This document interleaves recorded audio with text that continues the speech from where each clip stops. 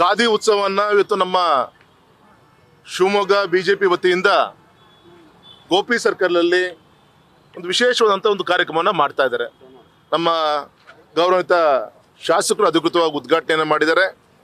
ಸ್ವದೇಶಿ ಉತ್ಪಾದನೆಗಳಿಗೆ ಒತ್ತನ್ನು ಕೊಡಬೇಕು ಅನ್ನೋದು ಗಾಂಧೀಜಿಯವರ ಒಂದು ಅಪೇಕ್ಷೆನೇ ಇತ್ತು.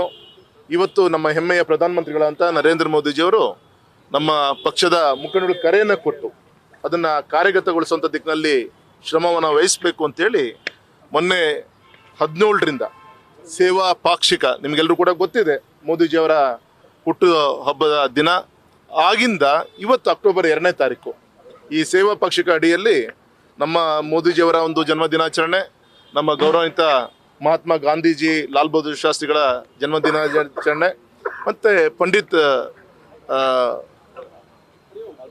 ದೀನ್ ದಯಾಳ್ಜಿಯವರ ಜನ್ಮ ದಿನಾಚರಣೆ, ಈ ಶ್ಯಾಮ್ ಪ್ರಸಾದ್ ಮುಖರ್ಜಿಯವರ ಜಯಂತಿ, ಇಷ್ಟರ ಮಧ್ಯದಲ್ಲಿ ಈ ಒಂದು 14 ದಿನ ನಮ್ಮ ಪಕ್ಷದ ಕಾರ್ಯಕರ್ತರು ಯಶಸ್ವಿಯಾಗಿ ಇಡೀ ದೇಶದಲ್ಲಿ ಈ ರೀತಿಯಂಥ ಸೇವಾ ಕಾರ್ಯಕ್ರಮಗಳು ಇವತ್ತು ಕೊನೆಯ ದಿನ ಇವತ್ತು ಸಮಾರೋಪ ಇವತ್ತು ಆಗ್ತಾ ಇದೆ. ಅದ್ರ ಪ್ರಯುಕ್ತ ಇವತ್ತು ಖಾದಿ ಉತ್ಸವ ಆಗ್ತಾ ಇದೆ. ಇವತ್ತು ಸ್ವಚ್ಛತೆಗೆ ಆದ್ಯತೆಯನ್ನು ಕೊಟ್ಟು ಸ್ವಾತಂತ್ರ್ಯ ಗಾಂಧೀಜಿಯವರು ತಂದು ಕೊಟ್ಟರು, ಆದರೆ ಸ್ವಾತಂತ್ರ್ಯ ಉಳಿಸ್ಕೊಂಡು ಈ ದೇಶವನ್ನು ಸ್ವಚ್ಛತೆ ದಿಕ್ಕಿನಲ್ಲಿ ತೆಗೆದುಕೊಂಡು ಹೋಗ್ಬೇಕು ಅನ್ನೋದು ಗಾಂಧೀಜಿಯವರ ಸಂಕಲ್ಪ ಏನಿತ್ತು, ಅದನ್ನು ಕಾರ್ಯಗತಗೊಳಿಸಬೇಕು ಅಂತೇಳಿ ವಿನಂತಿನ ನಾನು ಮಾಡ್ಕೊಂತೀನಿ. ಈಗಾಗಲೇ ನಿನ್ನೆ ನಮ್ಮ ರಾಷ್ಟ್ರದ ಅನೇಕ ನಮ್ಮ ಕಾನೂನಿನ ತಜ್ಞರು ಈಗಾಗಲೇ ಅಭಿಪ್ರಾಯವನ್ನು ವ್ಯಕ್ತಪಡಿಸಿದ್ದಾರೆ. ಬೇರೆ ಒಂದು ಸಿಂಪತಿ ಗಳಿಸುವಂಥ ಒಂದು ಪ್ರಯತ್ನ ಇದು ಆಗಿರ್ಬೋದೇ ಹೊರತು ಈ ತಪ್ಪನ್ನು ಮುಚ್ಚಿಡಲಿಕ್ಕೆ ಸಾಧ್ಯ ಇಲ್ಲ. ಕಾನೂನಿನ ಒಂದು ಚೌಕಟ್ಟಲ್ಲಿ ಏನೇನದು ಮುಂದುವರ್ಸ್ಕೊಂಡು ಹೋಗಬೇಕು ಅದು ತನ್ನ ಕೋರ್ಸನ್ನು ಮುಂದುವರ್ಸ್ಕೊಂಡು ಹೋಗುವಂಥ ಕೆಲಸ ಆಗೇ ಆಗುತ್ತೆ. ಅದರಿಂದ ಬಚಾವಾಗಲಿಕ್ಕೆ ಸಾಧ್ಯ ಇಲ್ಲ. ಚರ್ಚೆ ಆಗ್ತದೆ, ಸಾರ್ವಜನಿಕರು ನಿನ್ನೆ ಚರ್ಚೆ ಮಾಡ್ತಿದ್ರು. ಹಾಗಿದ್ರೆ ತುಂಬ ಜನ ಬೇರೆ ಬೇರೆ ಭ್ರಷ್ಟಾಚಾರದ ಪಟ್ಟಿಯಲ್ಲಿ ಭ್ರಷ್ಟಾಚಾರ ಮಾಡಿದಂಥವ್ರನ್ನ ವಾಪಸ್ ಅದನ್ನು ಇಸ್ಕೊಂಡು ಸರ್ಕಾರಕ್ಕೆ ವಹಿಸ್ಕೊಟ್ಬಿಟ್ರೆ ಅವರನ್ನು ವಾಪಸ್ ಬಿಡ್ಲಿಕ್ಕೆ ಸಾಧ್ಯನಾ? ಈ ಉದಾಹರಣೆಗೆ ಮೊನ್ನೆ ಮೂಡಾ ಕೇಸ್, ಇದು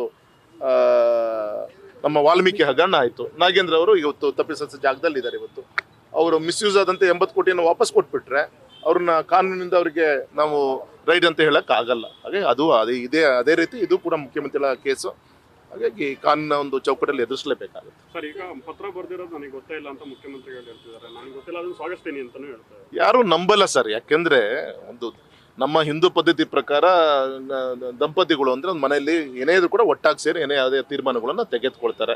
ಅದು ಹಗರಣ ಆಗ್ಲಿಕ್ಕೆ ತನಿಖೆ ಇರ್ಬೋದು ಅಥವಾ ನಿನ್ನೆ ಮುಚ್ಚುವಂಥ ಪ್ರಕ್ರಿಯೆಯಲ್ಲಿ ಇರ್ಬೋದು, ಇಬ್ರು ಸೇರಿ. ಮತ್ತೆ ಹಾಗಿದ್ರೆ ಮುಖ್ಯಮಂತ್ರಿಗಳ ಸೋಷಿಯಲ್ ಮೀಡಿಯಾ ಪ್ರೆಸ್ ವಾಟ್ಸಪ್ ಗ್ರೂಪಲ್ಲಿ ಫಸ್ಟ್ ರಿಲೀಸ್ ಆಗಿದೆ ಅದ್ರ ಮುಖಾಂತರ ರಾತ್ರಿ 9-9ವರೆಗೆ.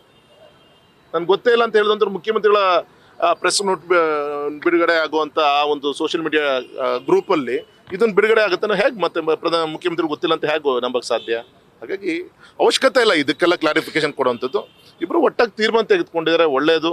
ಬಡವರಿಗೆ 14 ಸೈಟ್ ಉಳಿದಂಗಾಯ್ತು. ಆದರೆ ತನಿಖೆನ ಎದುರಿಸಬೇಕಾಗುತ್ತೆ. ಸರ್, ವಿಮಾನ ನಿಲ್ದಾಣದಲ್ಲಿ 20 ಲಕ್ಷ ರೂಪಾಯಿ ದಂಡವನ್ನು ವಿಧಿಸಿರುವುದು ಸುರಕ್ಷತೆ ದೃಷ್ಟಿಯಲ್ಲಿ ತುಂಬ ಅನ್ಯಾಯ.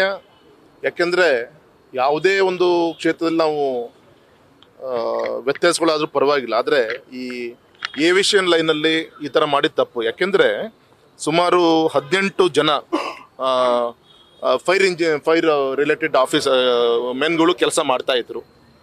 ಬಾರಿ ಇನ್ಸ್ಪೆಕ್ಷನ್ ಮಾಡಿ ಹೋದಾದ್ಮೇಲೆ ಅದರಲ್ಲಿ 8 ಜನರನ್ನ ಬೇರೆ ಕಡೆ ಟ್ರಾನ್ಸ್ಫರ್ ಮಾಡಿದ್ರು. ಅಂದರೆ ಓನ್ಲಿ ಫಾರ್ ಇನ್ಸ್ಪೆಕ್ಷನ್ ಟೈಮಲ್ಲಿ ಮಾತ್ರ ನೀವು ಮ್ಯಾನ್ ಪವರ್ ತೋರಿಸಿ ಉಳಿದ ಟೈಮಲ್ಲಿ ರಿಲೀವ್ ಮಾಡ್ತೀರಿ ಅಂತೇಳಿ ಇದನ್ನು DGCಗೆ ಗಮನಕ್ಕೆ ಬಂದಾದ ಮೇಲೆ ತುಂಬ ವಿಶೇಷವಾದಂಥ ಒಂದು ಎಚ್ಚರಿಕೆಯನ್ನು ಕೊಡುವಂಥ ಕೆಲಸ ಆಗಿದೆ. ನಂಗೆ ವಿಶ್ವಾಸ ಇದೆ ಇದನ್ನು DGCಗೆ ಗಮನಕ್ಕೆ ತಂದು ಈ ಬೀಸೋದೊಣ್ಣೆಯಿಂದ ತಪ್ಪಿಸ್ಕೊಂಡು ಮತ್ತು ಎಲ್ಲದೂ ಕೂಡ ಫುಲ್ಫಿಲ್ ಮಾಡಿ. ಯಾಕೋ ತೋರಿಕೆಗೋಸ್ಕರ ಇದ್ಯಾವುದು ಕೂಡ ಆಗದೆ ನಮ್ಮ ಜನರ ಒಂದು ರಕ್ಷಣೆಗೋಸ್ಕರ ಏನೇನು DGC ನಾಮ್ಸ್ ಇದೆ ಅದನ್ನು ಫುಲ್ಫಿಲ್ ಮಾಡಬೇಕಾಗಿರೋದು ನಮ್ಮ ರಾಜ್ಯ ಸರ್ಕಾರದ ಕರ್ತವ್ಯ. ಇನ್ನದು ಕೂಡ ತಪ್ಪನ್ನು ಸರಿ ಮಾಡ್ತಾರೆ ನಂಗೆ ವಿಶ್ವಾಸ ಇದೆ. ಶಿವಮೊಗ್ಗ ಏರ್ಪೋರ್ಟ್ಗೆ ಸಂಬಂಧಪಟ್ಟಂಗೆ ರಾಜ್ಯ ಸರ್ಕಾರ ನಿರ್ಲಕ್ಷ್ಯವನ್ನು ಮಾಡ್ತಾ ಇದೆ, ಅದಕ್ಕೆ ನಿರ್ವಹಣೆ ಕೂಡ ಮಾಡ್ತಾ ಇಲ್ಲ. ಅದು ಒಂದು ನಮ್ಮ ರಾಜ್ಯ ಸರ್ಕಾರದ ಅಧಿಕಾರಿಗಳಿಗೆ ಇದು ಒಂದು ಹೊಸ ಅನುಭವ ಇದು. ಈಗ ನಮ್ಮ ಶಿವಮೊಗ್ಗದ ಏರ್ಪೋರ್ಟ್ ಇದೆ, ಫಸ್ಟು ನಮ್ಮ ಏರ್ಪೋರ್ಟನ್ನು ಹ್ಯಾಂಡ್ಲಿಂಗ್ ಮಾಡ್ತಾ ಇರೋದು ನಮ್ಮ ರಾಜ್ಯ ಸರ್ಕಾರ. ಆ ಅನುಭವದ ಕೊರತೆನೋ ಅಥವಾ ಏನು ಗೊತ್ತಾಗ್ತಿಲ್ಲ, ಈ ಅಪ್ಡೇಟ್ ಆಗ್ತಾ ಇದೆ. ನಿನ್ನೆ ಹೊಸ ಒಂದು KSRTC MD ಅವರು ಬಂದಿದ್ದಾರೆ, ಎಲ್ಲದೂ ಕೂಡ ಅಪ್ಡೇಟ್ ಆಗ್ತಾ ಇದೆ. ಮತ್ತಿನ್ನೊಂದು ತಿಂಗಳು ರಿನ್ಯೂವಲ್ ಮಾಡಿಕೊಟ್ಟಿದ್ದಾರೆ, ಅಷ್ಟೊಳಗೆ ಎಲ್ಲದೂ ಫುಲ್ಫಿಲ್ ಆಗುತ್ತೆ. PWD ಮಿನಿಸ್ಟರ್ ಜಾರಕಿಹೊಳಿ ಸಾಹೇಬ್ರ ಹತ್ರನೂ ಕೂಡ ಮಾತಾಡಾಗಿದೆ. ಯಾವುದೇ ಕಾರಣಕ್ಕೂ ಕೂಡ ಈಗ ಆಲ್ರೆಡಿ ನಮ್ಮ ಜಿಲ್ಲೆಯಲ್ಲಿ, ಯಾಕೆಂದರೆ ಈ ಒಂದು KSHIP ರಸ್ತೆ ಹೋಗಿರೋದು ಕೇವಲ ಶಿವಮೊಗ್ಗ ಜಿಲ್ಲೆಯಲ್ಲಿ ಮಾತ್ರ ಅಲ್ಲ, 4 ಜಿಲ್ಲೆಗಳನ್ನು ಕ್ರಾಸ್ ಮಾಡ್ಕೊಂಡು ಹೋಗುತ್ತೆ. ದಾವಣಗೆರೆ ಜಿಲ್ಲೆ, ಶಿವಮೊಗ್ಗ, ದಾವಣಗೆರೆ, ಹಾವೇರಿ, ಹುಬ್ಳಿ ರೀಚ್ ಆಗೋಂಥದ್ದು. ಹಾಗಾಗಿ ಈ ಟೋಲನ್ನು ಎಲ್ಲದಕ್ಕೂ ಕೂಡ ಡಿಸ್ಟ್ರಿಬ್ಯೂಷನ್ ಆಗಬೇಕೇ ಹೊರತು ಯಾವುದೋ ಒಂದು ತಾಲೂಕಿಗೆ, ಒಂದು ಜಿಲ್ಲೆಗೆ ಹೊರೆ ಆಗುವಂಥ ಒಂದು ತೀರ್ಮಾನ ಇವತ್ತೇನು ರಾಜ್ಯ ಸರ್ಕಾರ ತೆಗೆದುಕೊಂಡಿದೆ.